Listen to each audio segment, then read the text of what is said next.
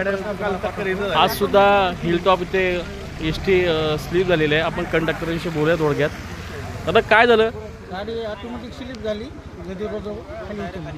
गतिरोधकमुळे गाडी स्लीप झाली आणि आपण गाडी चांगल्या पद्धतीने कंट्रोल केली असं प्रवाशांचं म्हणणं आहे। गाडी कंट्रोल केली गाडी जागेवर थांबवली हल्ली पण जागेवर थांबवली। कारण हा सातत्याने 8वा दिवस आहे आणि 8व्या दिवशी सुद्धा अशा पद्धतीचं अपघात सत्र हा चालूच आहे। विनेरे या रोडला कुठलाही प्रतिनिधी कोणीही जागृत होत नाहीये। ही दुर्दैवी गोष्ट आहे।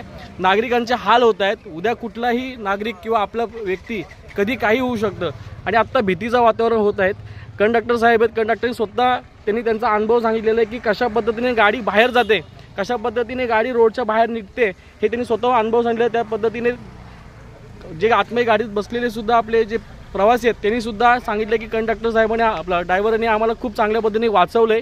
खरं त्यांचं कौतुक आहे, परंतु हे दुर्दैवी गोष्ट आहे की सातत्याने हा अपघात सत्र चालूच आहे।